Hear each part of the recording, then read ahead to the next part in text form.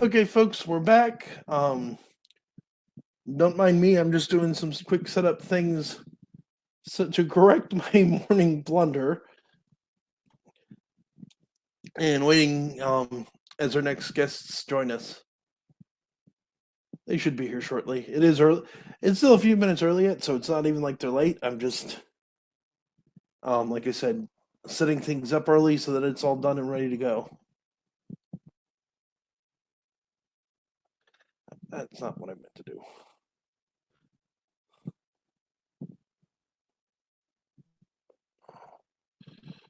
So there we go.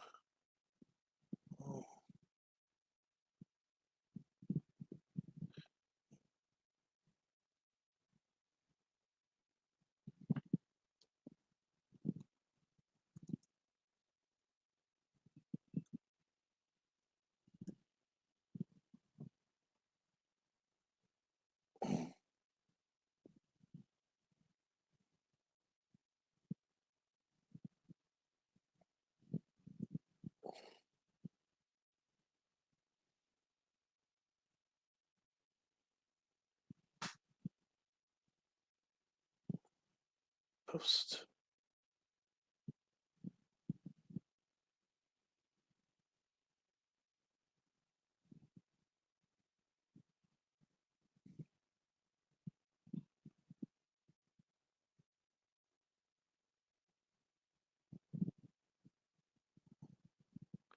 Post. And post.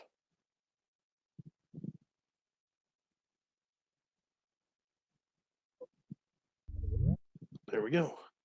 And that sound should indicate that I just got joined by someone.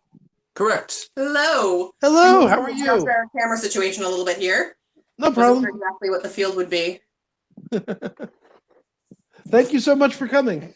Yeah, absolutely. Thanks for inviting us. My pleasure. I think as long as I actually sit on the couch, it'll be fine. All right, dog, you need to shut up. Puppers. So, I like the shirt. Seemed like a good choice. Oh, I agree. I agree.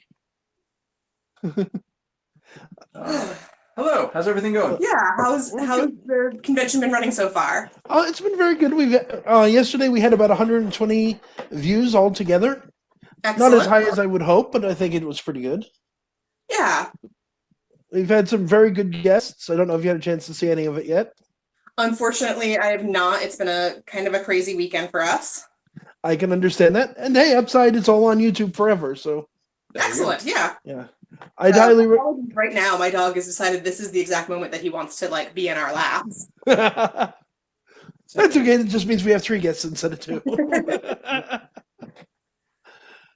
Yeah, it's gonna get real cozy on this love seat if he tries to climb up here with both of us sitting here. Yeah, I can see that. He's not a small dog. No, but he's a good doggo, it looks like. Yes, he's a sweet boy. I love dogs. I wish I could convince both my landlord and my fiance to let us, and my roommate to let us have one. I mean, they're definitely a commitment, so true. I can appreciate why if you're not 100% a dog person, it takes a little selling. Well, we currently have this serious issue of Amisha's a cat person. I'm a dog person. This doesn't jive well. Particularly since I'm an animal person, so works out well for me either way. I'm not a cat person. I respect them as living things, but for one, I'm somewhat allergic to them, so that's not a good thing. And for another, there's the old saying: dogs have owners, cats have staff. Yes. I don't want to be an animal staff. You go lay on your bed. On your bed. It's 12:58, so if we're getting started, we should. Yeah, we get 2 minutes yet. I'm just pointing out times.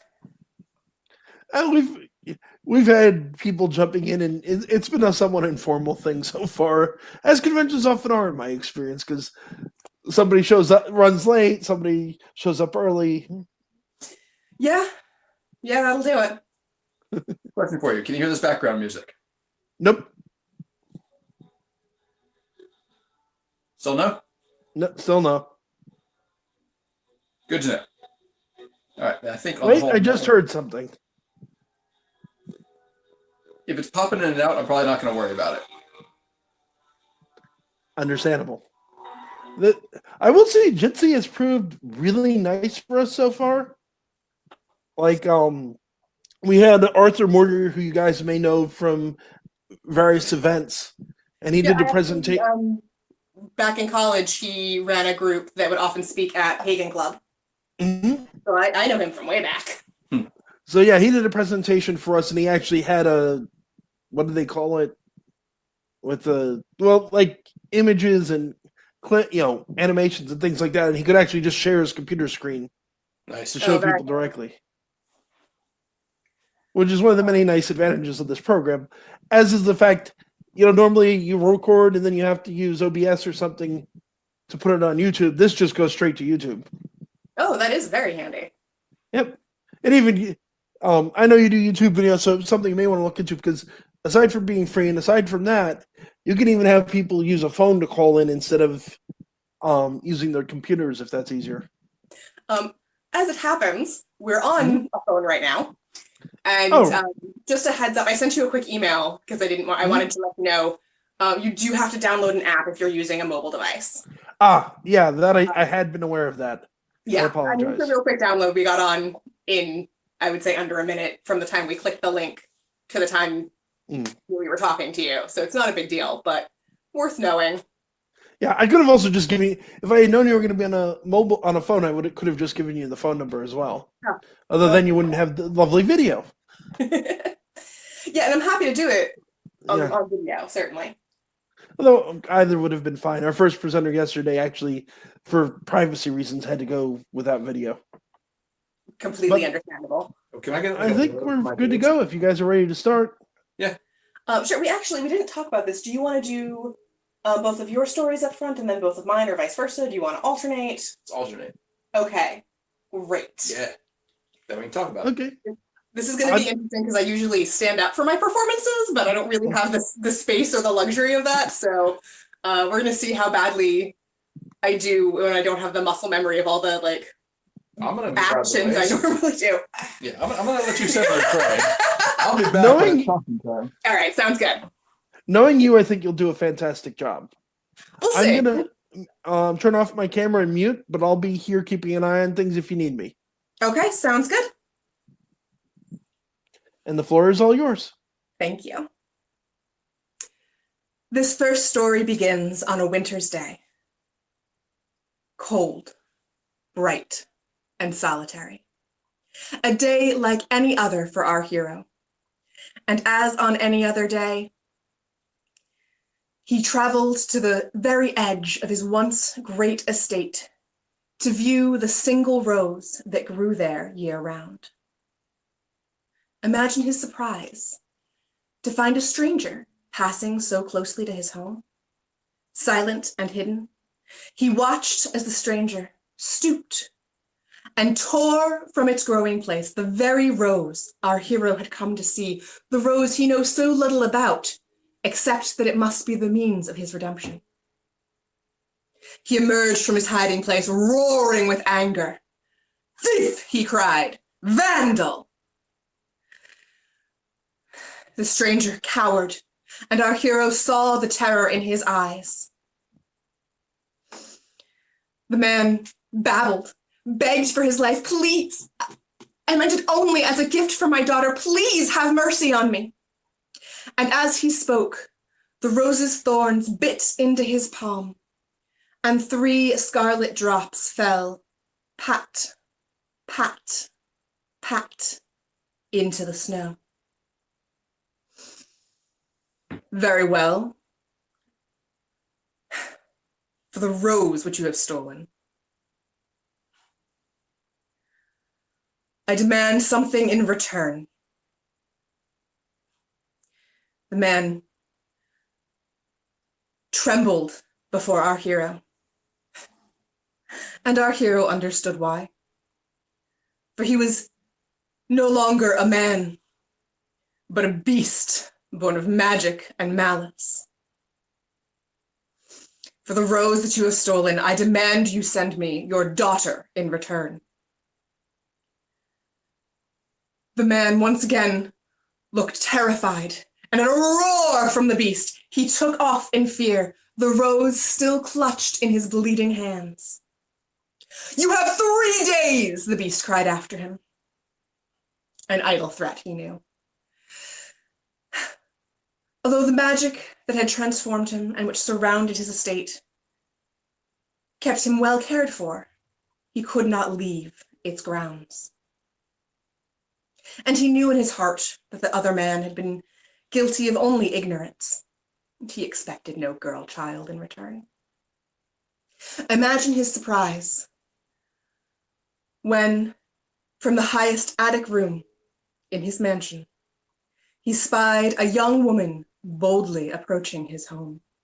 No young girl this, but a woman blossoming into adulthood. He watched as she mounted the mossy stone steps to his home.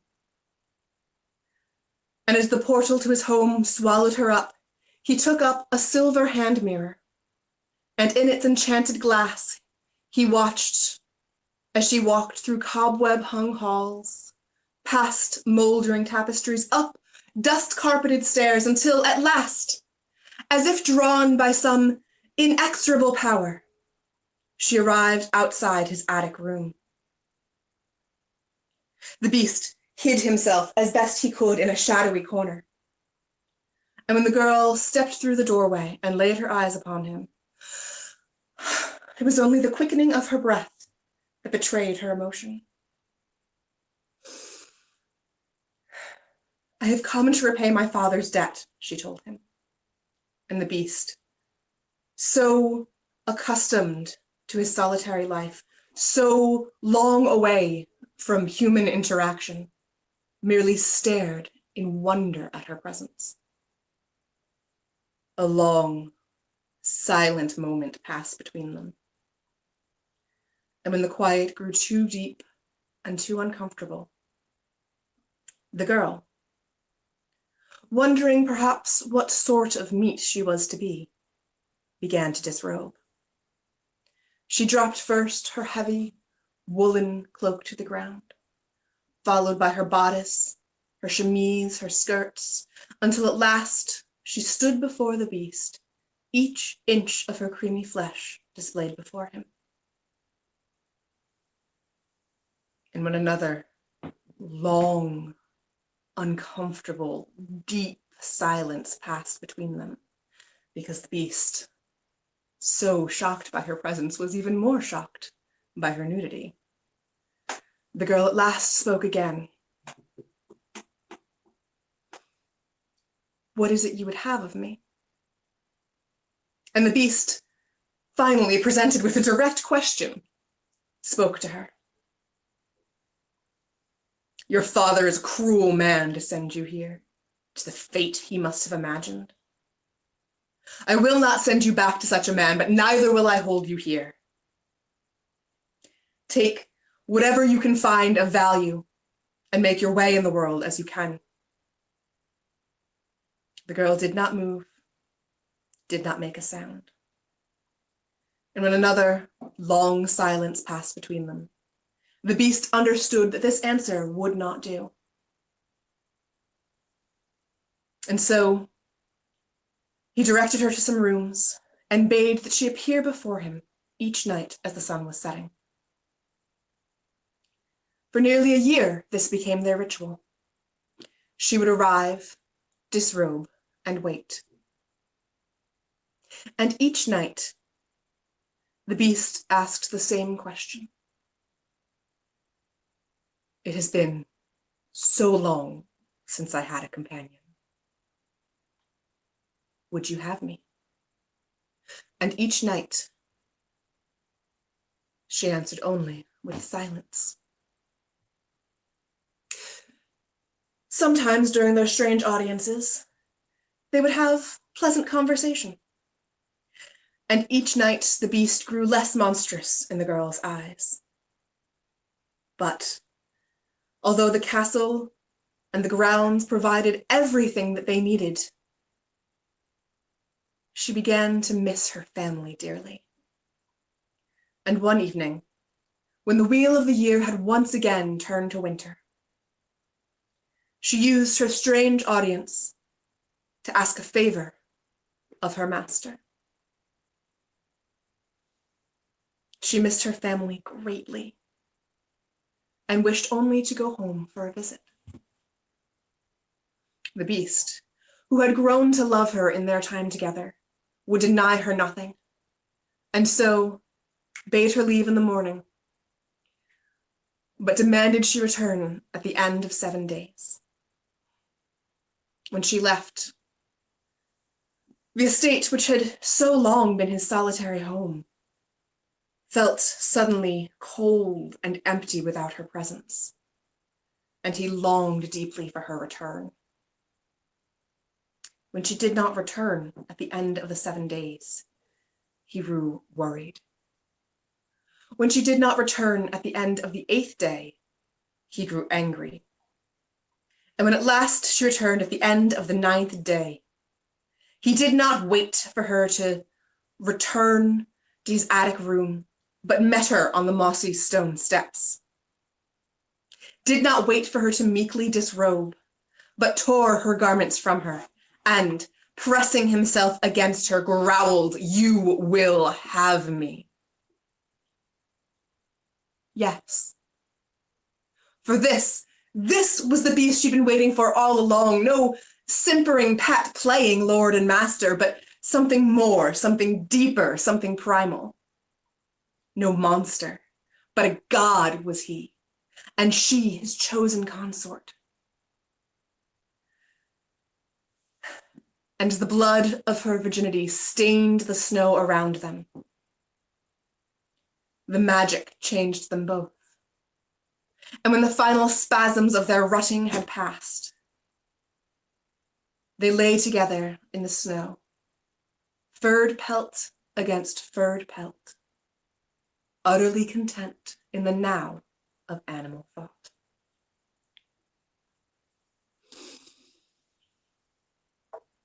That's that story. And I don't know how to end that without an audience that responds. Oh, yes, thank you. Thank you very much. Absolutely. Hello. For the record, I just want to chime in and say that is of your stories, and I love them all. That may very well be my favorite, and that's definitely Amisha's favorite. Well, thank you. I don't think I've ever done a show where I don't tell that one, because I get that from a lot of people. So thank you. I believe it. It's like it's one of the great things with you and with the other creators I've had on, because I've been asked by some of them, is there anything in particular you'd like me to read or like me to do? And it's like, you guys do such wonderful things. I don't care what you do. I'm going to be happy with it.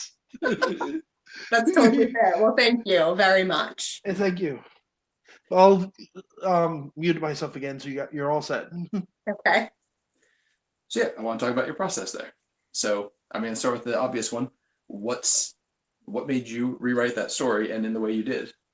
So when I just said that I don't think I've ever done a show without doing this, this is one of the very, the dog just licked my hand. Oh, sorry. Try to stay focused. It's your dog. You should. I know it's my dog, but he's a pain in the tuchus. Yep. Yeah, it's one of the very first stories I wrote for Poison Apples and Pretty Witches, which is the name of the show I've been doing at conventions for, gosh, over a decade now. It's been a while. And honestly, my early process was very much just trying to come up with a well-known fairy tale, because my show was all fairy tales retold, either with unexpected twists or just new takes. And so Beauty and the Beast, like most people, I grew up on Disney as my primary source for fairy tales. It wasn't until I was much older that I learned how much Disney had sanitized and altered those tales. But Beauty and the Beast has always been one of my favorites. Disney's version is still one of my favorite versions of that tale. And so it was just, that's why I chose that one, as it's one of my favorites. So what's the process of memorizing the story to tell it? Because certainly I've heard this story several times to minimize the number of times I've heard it. So, okay, before I answer that question, I would like to tell a story about what a nudnik my husband is. Nonsense. That sounds great. Let's meet him. I very distinctly remember only maybe a year or two ago, because Micah has heard these stories a million times. He comes to all my shows because he's a very sweet and loving and supportive husband. And I'm telling my story, and I make a point in non-video call settings of making eye contact with people, throughout the audience as I tell a story. And he just happened to be in the path of people whose eyes I was meeting. And I met his eyes, and he is mouthing the story along with me. And I very nearly lost my shit in the middle of a show. Apologies for language. I forgot. I'm not sure if we have any kids watching or anything. So apologies for that. I will do better. YouTube. Sorry, Disney. It's marked as not for kids, so we should be okay. Good. Actually, as I apologize for my language, I went, I just told a story about sex. What? I never knew it This running. is why it's marked not for kids. But to answer your question, the process for memorizing is I am a very audio learner. I realized early on that I could memorize things just by listening to them over and over again. When I was in high school, I did a show called Paul's Case, where there's one scene where there's 3 different monologues happening simultaneously. And I had memorized my monologue because that's what I had to do. And I got to practice early one day, and the guy who was doing one of the other monologues, which was, Shakespeare's Hamlet's To Be or Not to Be soliloquy, was going over his lines and trying to remember it. And he faltered and asked me for the line, which I gave him without opening the script, because I had heard him do it so many times that I knew the entire soliloquy. So my process for memorizing stories, I write them all down, and I carefully choose my turns of phrase and all of that.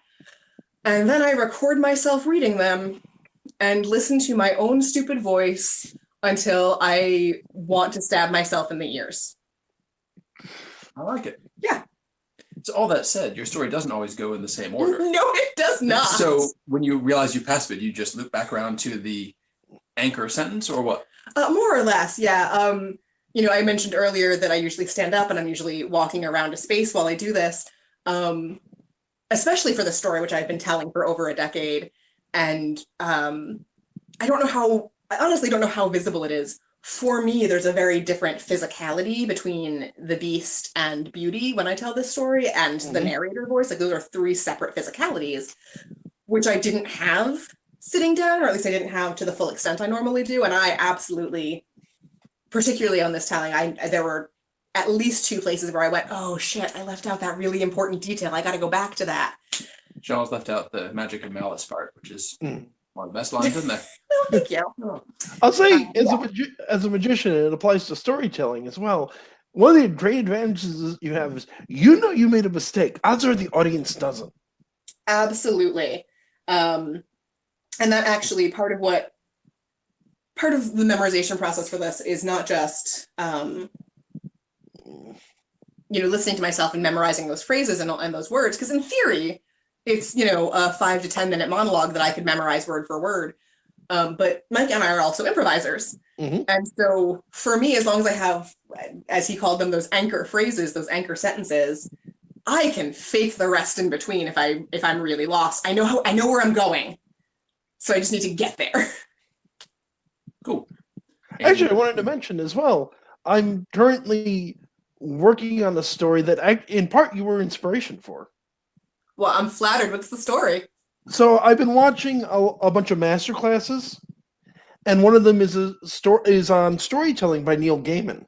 Oh, okay. So one of the things he suggests is, take a story people know, like a fairy tale, and change it, which made me instantly think of you. I sat there and I went, so which fairy tale can I do that people haven't done 1,000 times? And particularly one that you hadn't done, because I don't, want to copy. And so I went with one of my favorites, which is Godfather Death. Oh, that's a good one. And the question that occurred to me was, okay, we know the story of what happens to the son, but what happens when Dad meets God again and has to explain why he told God no? That's actually a really great angle to approach that story from. I'll be really interested to read it when you're done, or hear it when you're done. Thank you. I'll be happy to share. Yeah, I'd love to. I'd love to read it. So thank you. Do you have any other questions? No, why that? I mean, as you said, this has become one of your most popular stories, but why that one in particular, do you think? Any particular ideas on that? So when I first conceived of Poison Apples and Pretty Witches, I was very specifically the event that I was bringing it to was an adult event. And so while a lot of stories have a lot of fairy tales, if you go back to older versions of them, are just full of sex and violence. Oh yeah. Yeah. And this one in particular, a lot of the conventions I do are not BDSM conventions at all, but very adjacent to that community.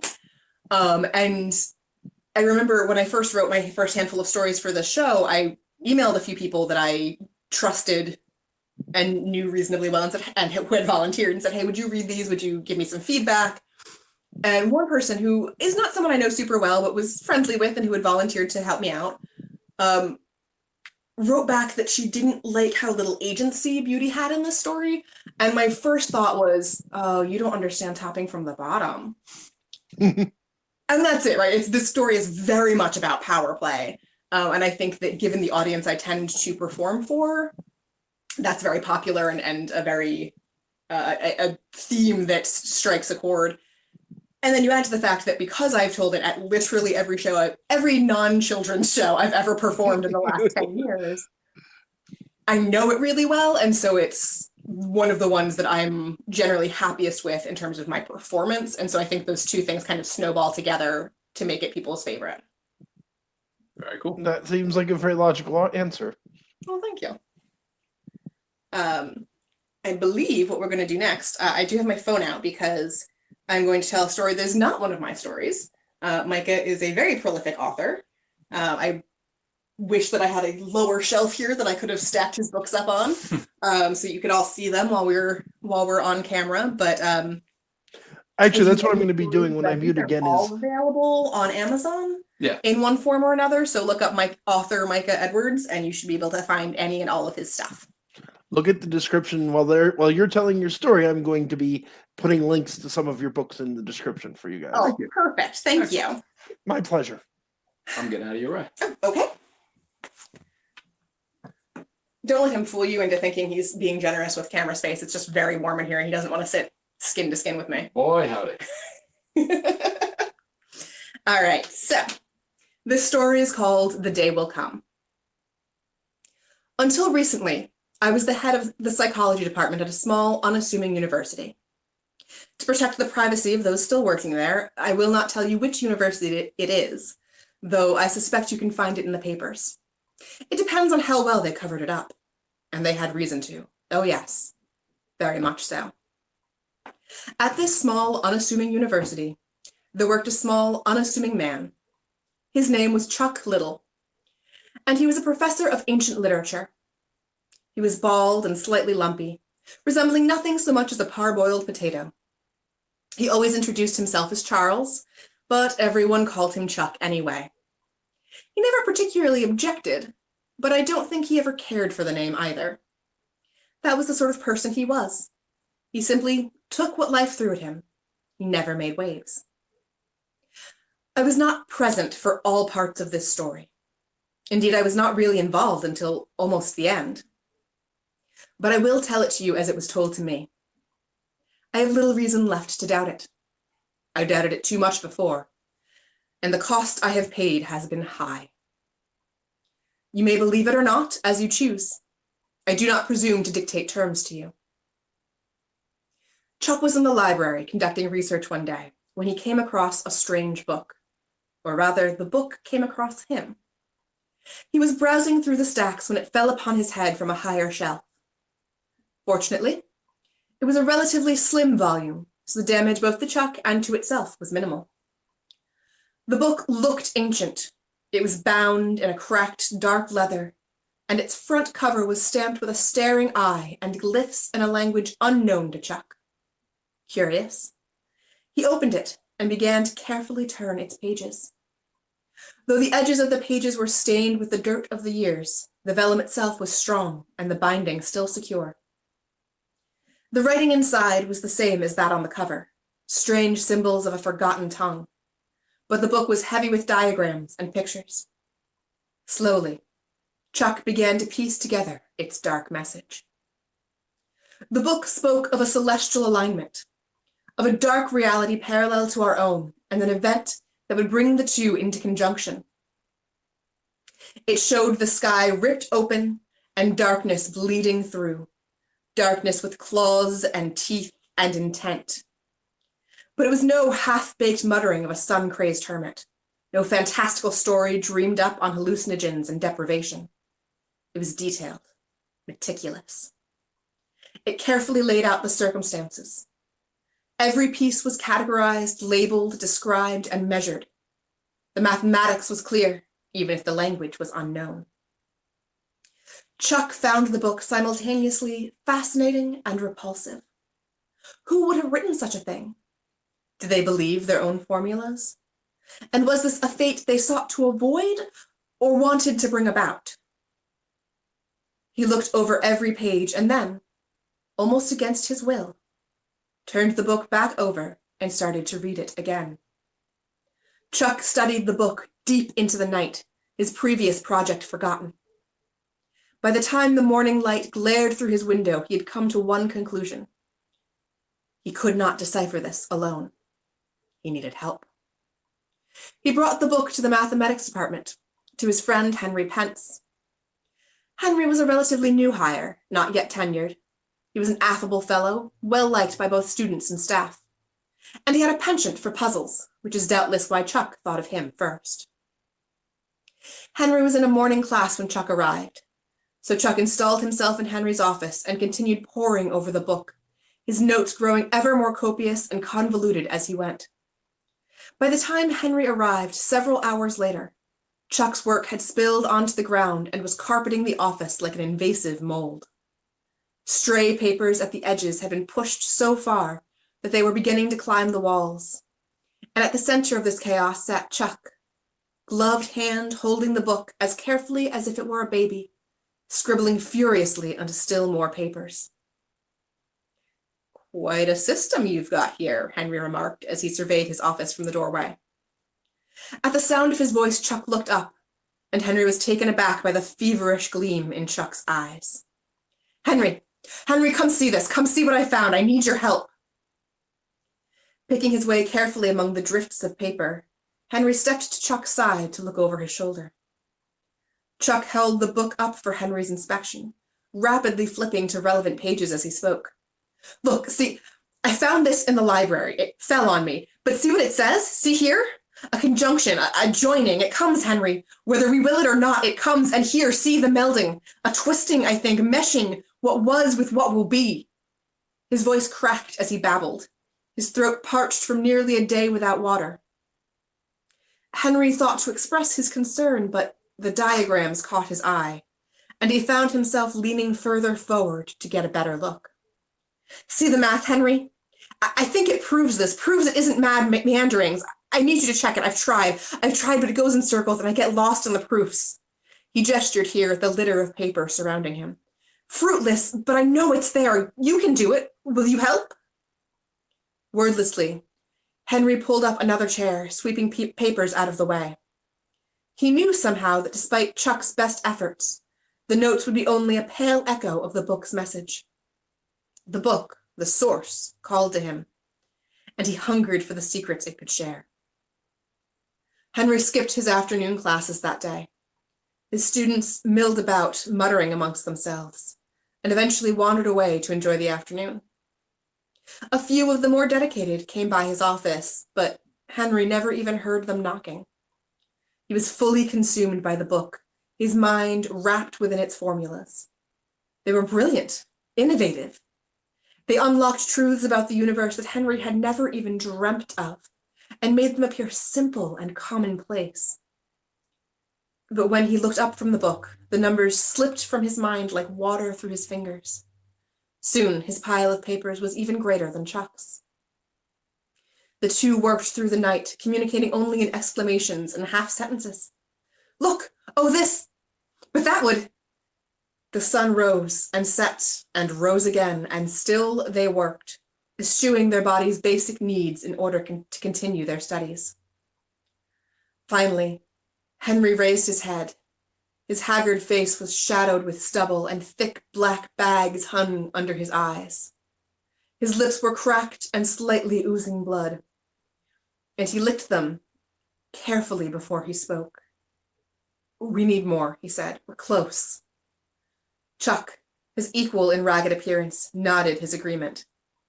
He looked around Henry's office, the walls papered with notes and diagrams, the pages bleeding together. "History," Chuck said, "to place it, to explain it. And science, someone from the natural sciences to bolster our cause.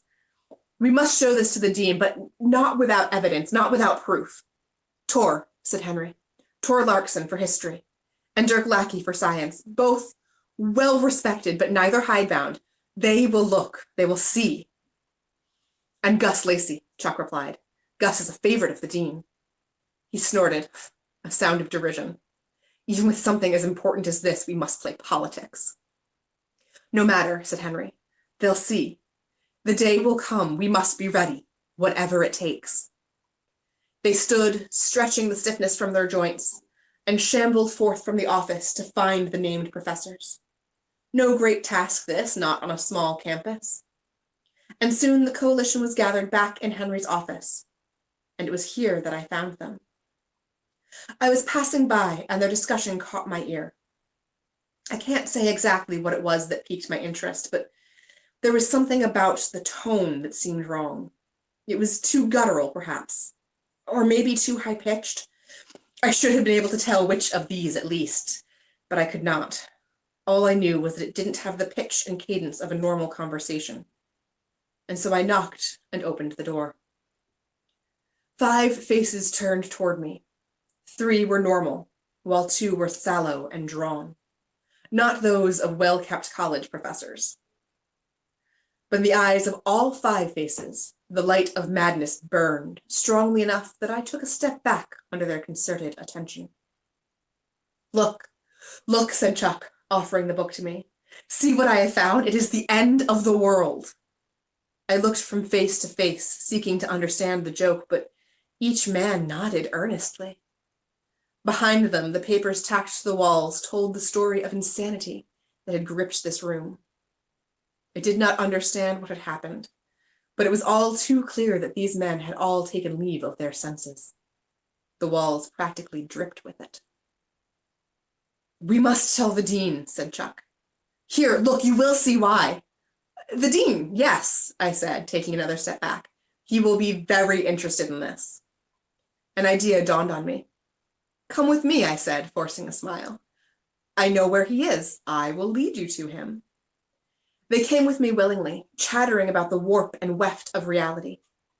Henry rattled off strings of nonsense numbers, and the others all nodded along, eagerly chiming in, as if there was an order to his chaos. I grew more concerned as we walked. These men were my colleagues. I had known many of them for years. What had afflicted them all at once? Was I at risk? I texted as we walked. 5 patients, immediate admission, involuntary. Be prepared for resistance. I kept my phone screen tilted away from them, but I need not have bothered. They were entirely caught up in their own world. I led them to our clinic, and at the door, Gus balked. "Why is the dean here?" he asked. "A fundraiser," I told him. "Don't worry about disturbing him. He will be excited to see your book." Reassured, Gus and the others went inside. I led them down a hallway and ushered them into a small room. "Wait here," I said. "I'll get the dean." I left and locked the door behind me, then hurried to the front. I gathered up the waiting orderlies and, armed with straitjackets and needles filled with soporific drugs, we returned to the room. "Where's the dean?" demanded Chuck. "No, dean," I said soothingly. "Professor Little, you need help. We're here to help you." "No, no," he cried. "Look, you must understand, the day comes." He thrust the book in my face, and I fell back as one of the orderlies stepped in to grapple with him. The room filled with shouts and screams for a short time, but 5 middle-aged men are no match for professionals trained in restraint techniques. And shortly, all 5 professors had been subdued. "Just look at the book," Chuck mumbled to me as he was escorted away. "Look, read it. You will see. I did nothing of the sort, of course. I wrapped the book in plastic and placed it safely in my desk. The men were led to 5 different rooms, given sedatives to calm them, and locked in. That night, I received a call from the clinic. Dr. Locksworth, you need to come in. You need to see this. The doctor would give no details over the phone. Even after I arrived, she merely pointed mutely down the hall where our patients were being kept. Confused and alarmed, I peered into the first room where Gus had been placed. Gus stood in the center of the room, straitjacket on, his eyes blazing. Every surface in the room had been covered in symbols I had never seen before, an alphabet from a language so alien it made my stomach roil to look upon it. They had been drawn in a thick, black ink, drooling over ceiling, walls, and floor alike. Even the bed was covered, its angles no impediment to the artist. On the back wall was a single, staring eye, scrawled across the entire surface in one smooth brushstroke. The words and diagrams bent around it as if its mere presence warped them. The pupil of the eye framed Gus's head where he stood, stock still in the center of the room, staring at me. How did he do this? I asked the doctor. Where did he get the paint? The doctor shook her head. I have no idea. It's worse than this. Look into the other rooms. I did so, traveling down the hall to look into each one in turn. Dirk, Tor, Henry, and Chuck. Each of them stood still as a statue in the center of their respective rooms, staring forward without blinking. And in every room, on every surface, the alien writing crawled. Each room was identical down to the last stroke. Each man stood in the same position, and each only stared, backed by that baleful eye. What is this? I asked, more a rhetorical expression of confusion than a real desire for information. To my shock, Chuck answered me. The day will come, he intoned. The sky will tear and the melding will begin. It is not the hour that matters, but the reckoning. This is the great truth. The conjunction consumes us all. He spoke in strange syllables, yet somehow I heard the meaning behind the foreign words. As I looked upon him, to my horror, I realized that the eye, that terrible painted glyph, was speaking the words as well. Chuck could no longer communicate with me, but the eye formed the words in a way that I could understand. This is not the beginning, Chuck continued. Beneath the straitjacket, his form began to slowly undulate, ripples spreading outward as if his flesh was a pond disturbed by a pebble. Nor is it the end. You will come to understand this in the light of the truth. For now, observe. I could not have looked away if my life had depended on it. Beneath my horrified gaze, Chuck's form continued to writhe. It stretched in hideous ways, growing farther away even as it reached toward me. And suddenly, I was looking into all 5 rooms at once, each man overlapping yet still somehow completely separate. The cursed symbols cavorted around them, breaking reality like an egg. And behind each man, the eye blinked slowly. I cannot describe what I saw next. There was a tearing, a rending in ways that broke my mind. They found me there on the floor, the other doctors summoned by my screams. It was days before I stopped screaming, though my throat was raw and my voice a hoarse whisper long before that. I stayed under observation for over a month while I rebuilt my shattered mind. I should be there still. But I know the words to say, the signals to give. I convinced them that I was, if not whole, at least mended. That I was well enough to be released under cautious supervision. I had to know. I had to see what Professor Little and his friends had seen. I went to my desk and I drew forth that accursed book. I took it from its plastic wrapping and gazed upon the eye on its cracked leather cover. and with a shudder, I opened it. The conjunction is coming. It is not the hour, but the reckoning. All will be consumed.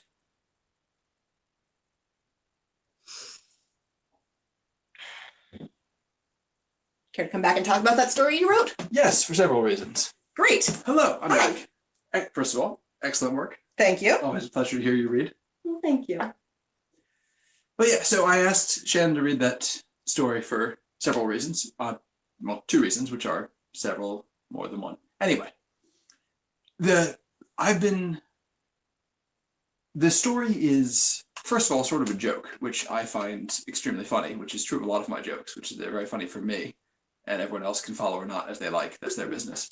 But I'll get to that bit in a second. The other bit is I've been kicking together an idea, which I haven't actually done anything with yet, of this thing called the Unfortunate Library, which are basically books of power that just show up and they influence stories without being the story themselves. The story is always about the characters who find the book.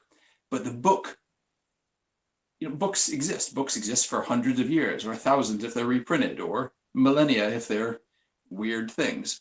And so this was one of the first one, in fact, I think the first one that I did anything with. And it's called The Perfect Formula.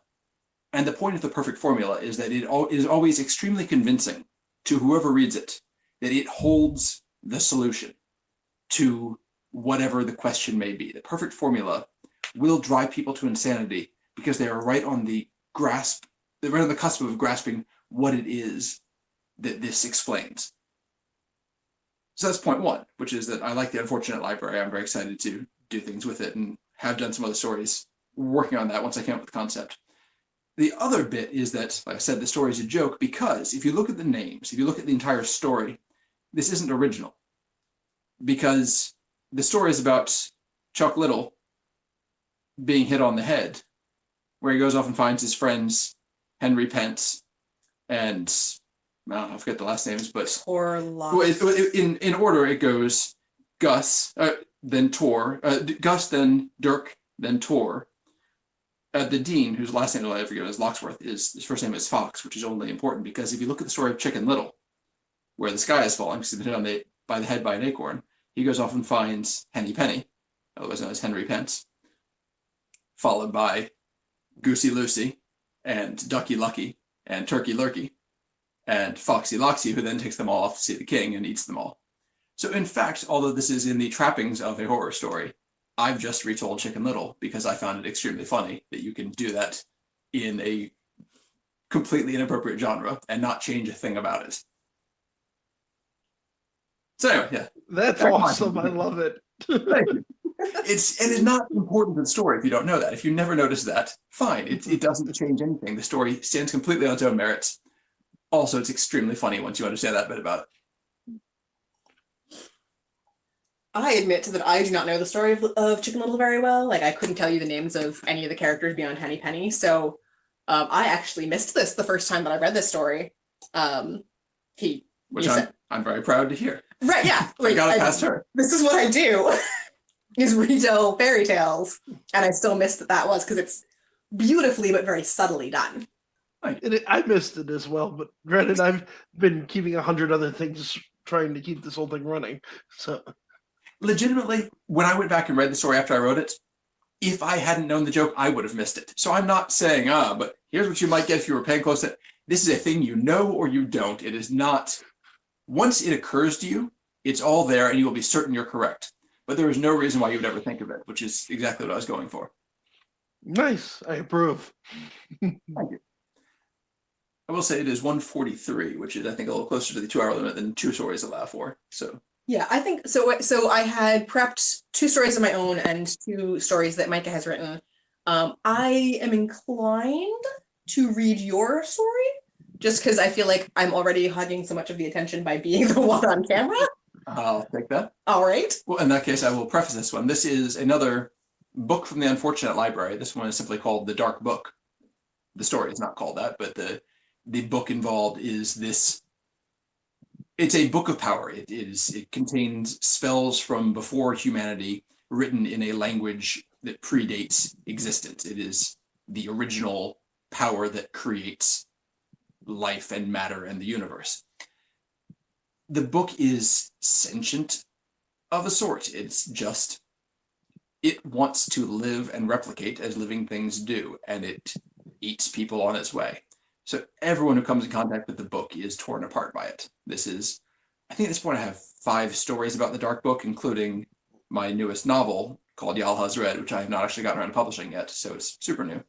But that's... Also super good. Thank you. I'm sure it is.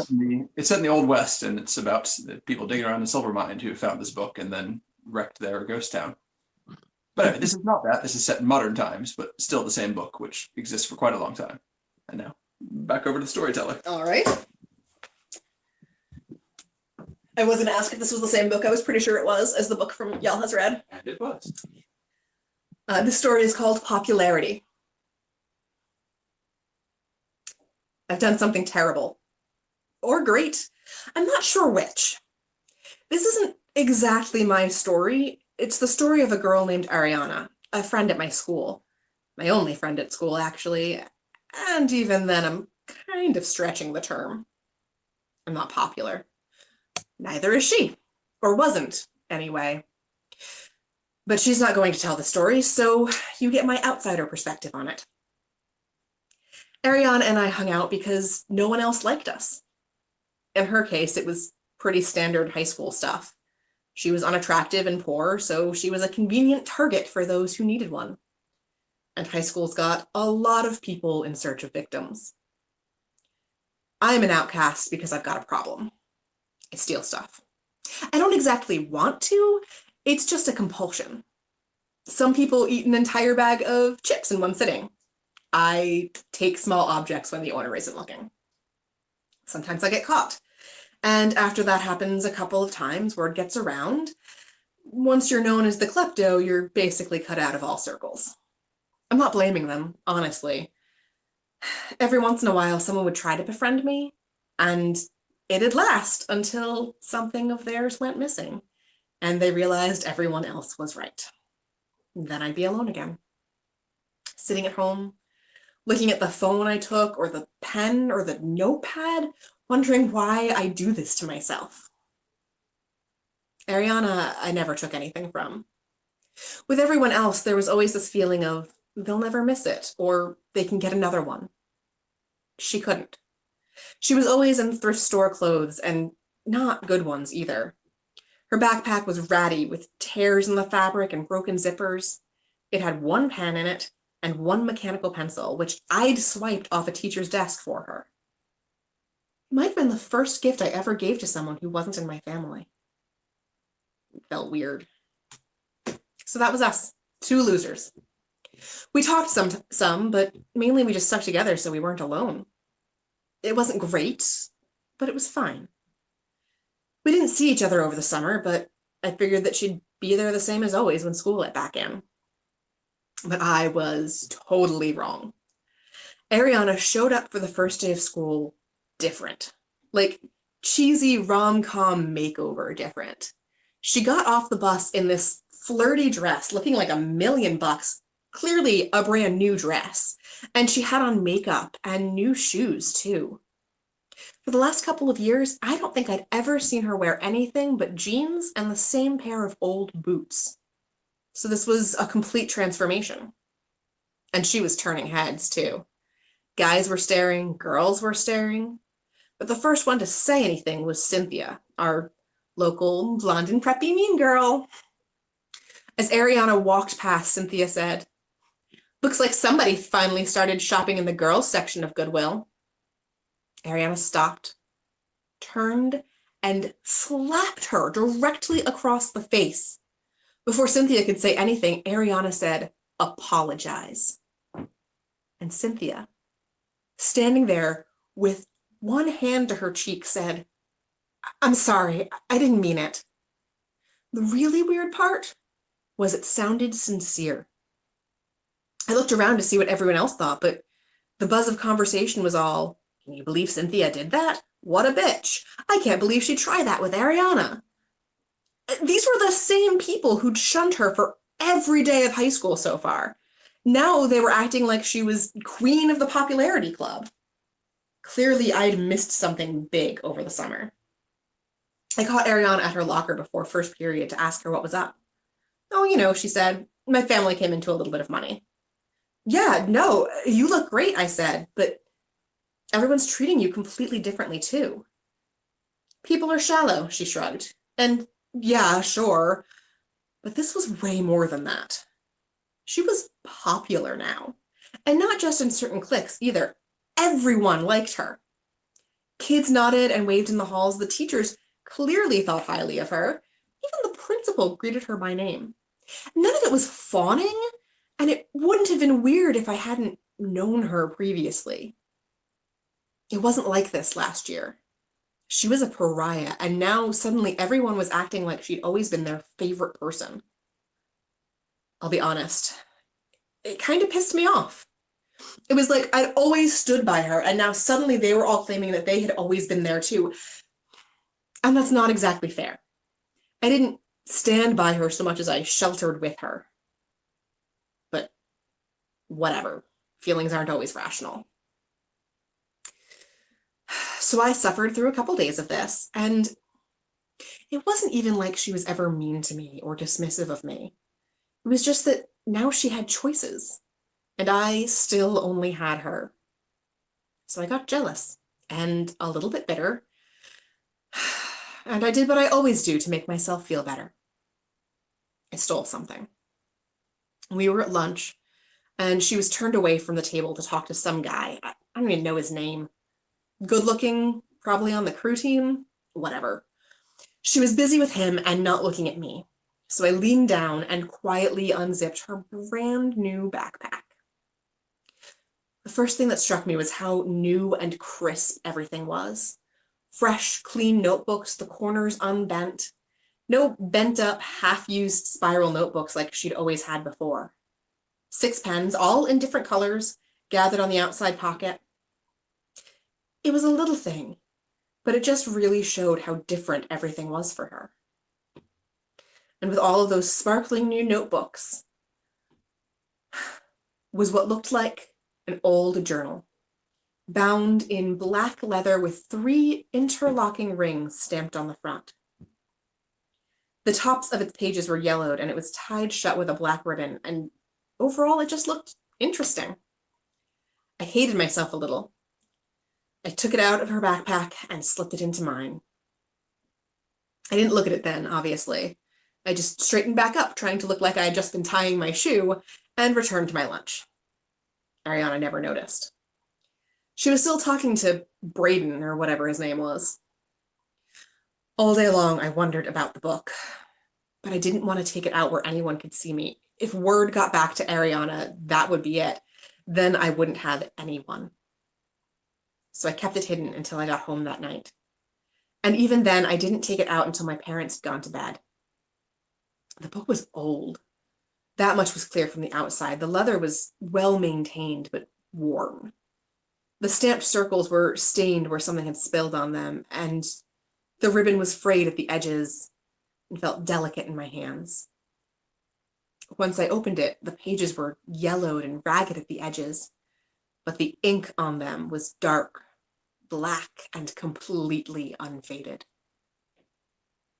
The book was full of symbols, some sort of language I didn't recognize, and yet, as I flipped the pages, something told me that I knew what the symbols meant. Power, said one, preceding several pages of instructions.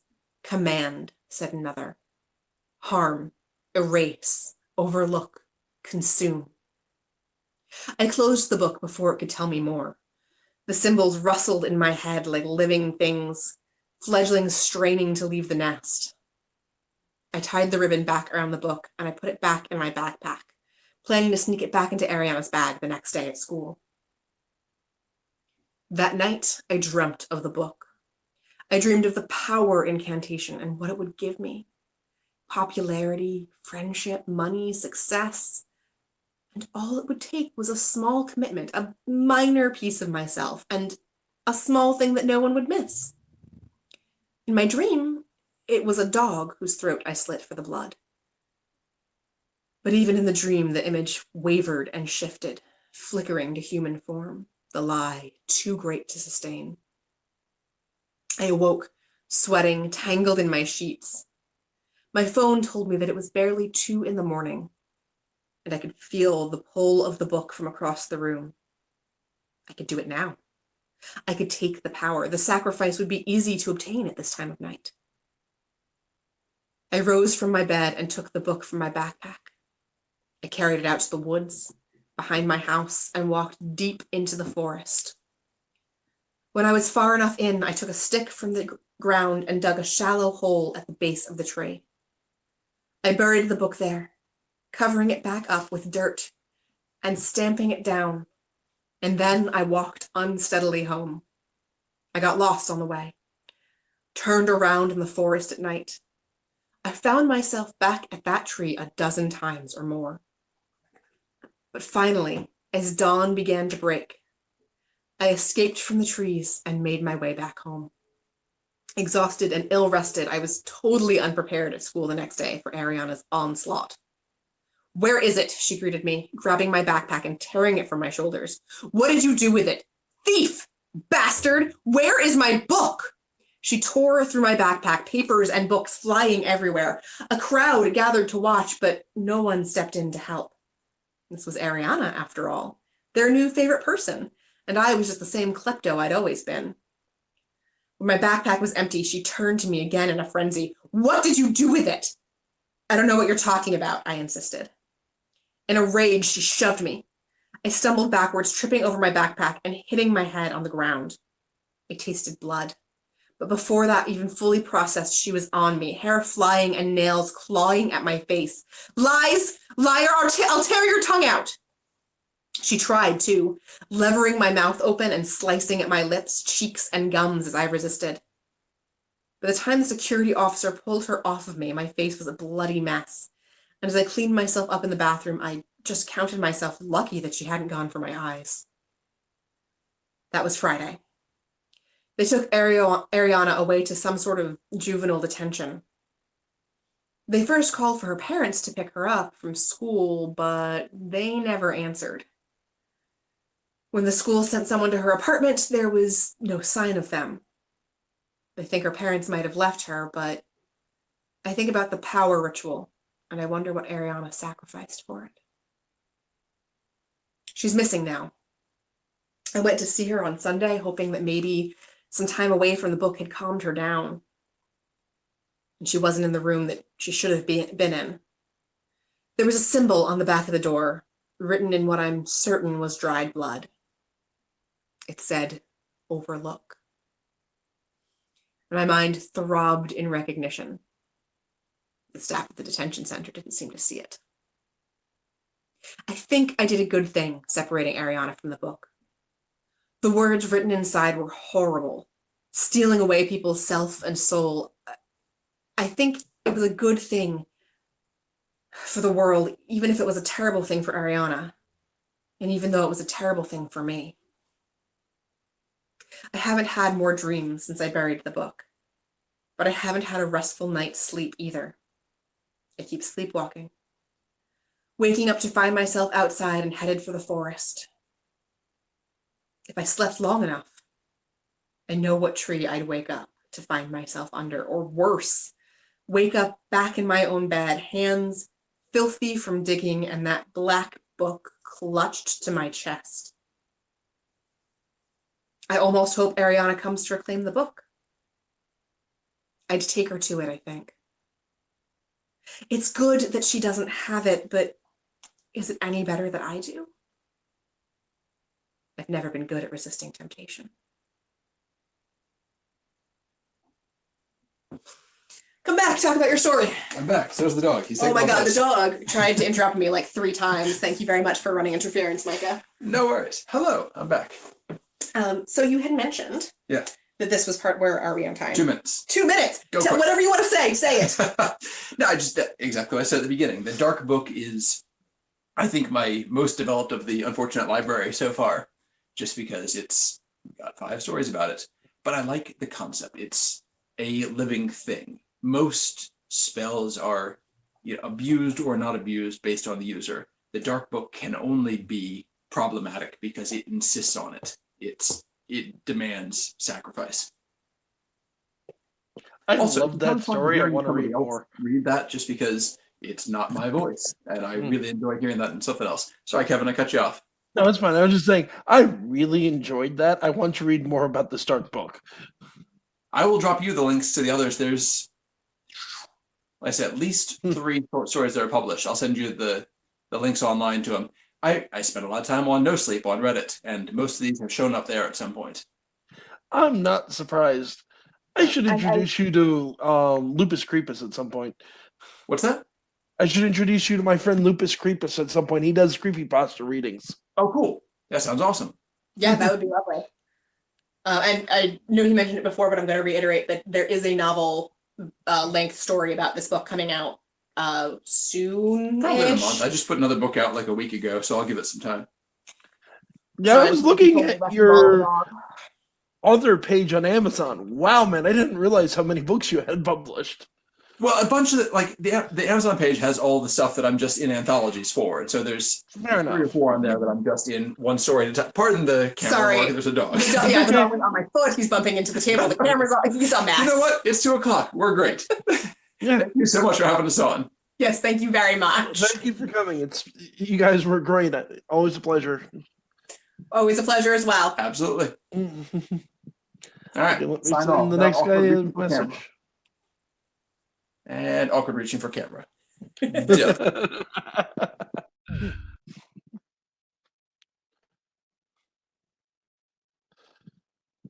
Okay, folks, that was Mike Edwards and Lilith Lore sharing some really good stories. I hope you guys enjoyed that as much as I did, because I know I love their stuff.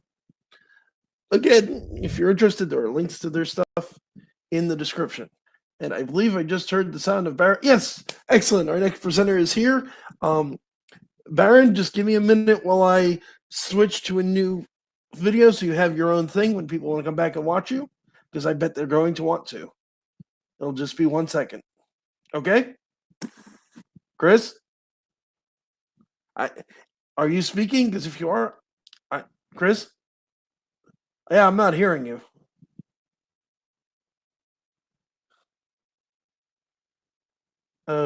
No, I don't hear you.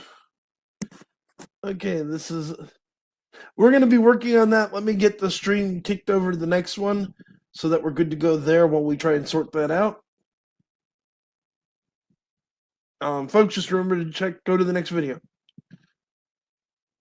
And